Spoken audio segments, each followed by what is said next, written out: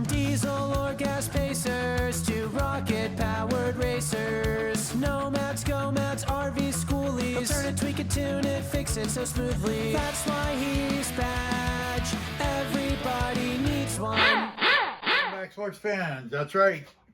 Remember, the Oilers are in the playoffs. Just get over it. You'll get over it. Remember, Canada, hockey, Tim Hortons. Remember them? And maple syrup. Okay. Now, everybody's talking to me about this damn engine. Well, I'll tell you about this engine. This is probably, don't get me wrong, this is probably one of the best motors on the planet, believe me. I've had a couple apart. And this Hemi is a good motor. It's just got issues. But everything has issues. Ford's got issues, GM, they all have issues. So you just have to eliminate your issues down to a manageable piece. So this particular, the Hemi is the problem with the lifters. Now, if you come up and look at this engine has got 210,000 miles on it. And that's pretty damn clean. So everybody going on about, well, you know, if it use synthetic, this baby's had synthetic since it had 6,000 K on it. And it's, the maximum it's gone is 5,200 on oil changes. So that's got nothing to do with it. So don't even go there. And the problem is design in the cam. The cam is too high in the block and the lifters are almost flat. That's the problem. So now what the issue there that I'm finding out, because nobody's telling you nothing, of course, is that when you start it up, because the Dodge starts right now. Anybody who knows my truck knows it starts right now. So they're saying that it doesn't have enough oil pressure to oil the rocker, the rollers when it starts. So what we're gonna do is put a switch up, a push button switch on it. So what I'm gonna do is get in, I'll push the button, and it'll crank it over. It won't start, it'll just crank it over, get oil pressure up, because the oil pump's mechanical, so you turn the engine over, it's gonna make oil pressure. I'll run it for 5 seconds or so, get oil pressure up, turn the key on, boom, it's automatically got oil pressure. We use it for the race cars, the drag cars all the time, the nitro cars, the alcohol cars. We do it all the time, it's not a big deal.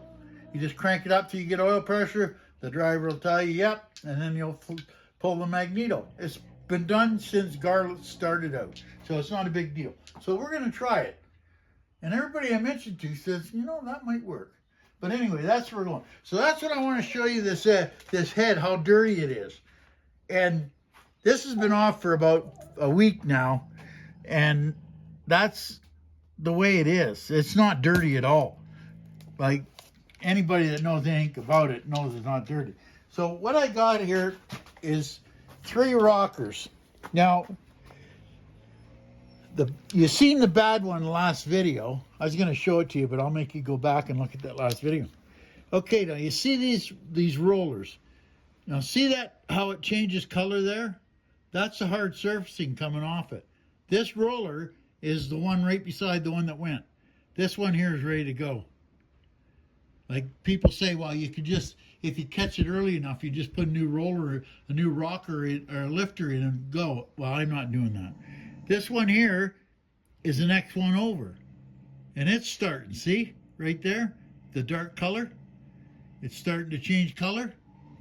It's hard to see there, but yeah, you can see it on that one right there. But this one here is starting to change color too. All right? And this one here is bad too. This one's really bad.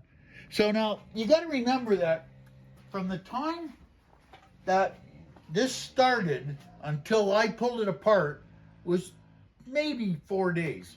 Maybe 4 days. That's how fast it happens.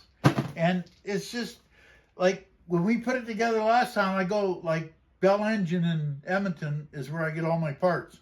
And Larry and Les give me the best stuff on the planet. This is not junk. This is all the best stuff on the planet. The only thing you can supposedly get better is from the dealer, and nobody can afford that. So this is all Malley stuff, which is, anybody that races knows Malley's one of the best around. So it's got nothing to do with that. So we all come down with this, we bang this out, and we're thinking that it's got no oil on startup. So I'm gonna put the switch in it. And we're gonna do this. Now the other thing was the tick. Here's the tick. Now this is the right head. This is the one where the tick was. And you notice these bolts. Look at the bolt. This is the bolt that's in it, 5mm. They put a 5mm bolt in there, right? And this one, the 4 stripped out. So I put a Healy coil in there, 5/16 Healy coil, and put studs and nuts and bolts in it, right? So they should be all right now. The back one was so bad that I had to put a 3/8 course in it. So if you know what a Healy coil is, it goes in and you thread it. So it's steel threads in aluminum, but the bolt goes into stainless threads, not the aluminum head. So that's what we did to this one. The right head was the left head was just fine. We didn't do nothing to it. Put a new gasket in it. That's all we did. Okay. Now the other thing is these guards. These are a pain in the ass. These things break and vibrate and everything, right? So this one I modified a couple times. This one here, we just put that on there and bolt it down. It'll be just fine. You can buy these new, but what the hell for? You never see them anyway. So we just fix that up. Just fix it up best you can and it'll be good. And that's it. Oh, the pulley, that was it. This is a pulley. This is the front pulley off it. Now, everybody and their dog's got a pulley puller. Now, what they usually do is they get a pulley and pull it on the edge. I don't like doing that because of the rubber. So I went and bought this one that my friendly Canadian Tire said would fit. Well, it don't fit. So what this does is it goes through comes through the pulley on this side, and it's supposed to lock in, but you can't get it in there, you see? The fingers won't go. So I modified it a bit, and I put it through the holes. I'll just do one finger, and I'll show you.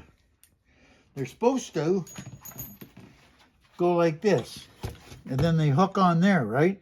But they're too fat. They got fat little fingers, so they can't do that, because it won't, when you go to put it on, it moves over. But if you put it in here and turn it the other way, you can put it in there, and then it pulls on that pulley right there. That's what I did.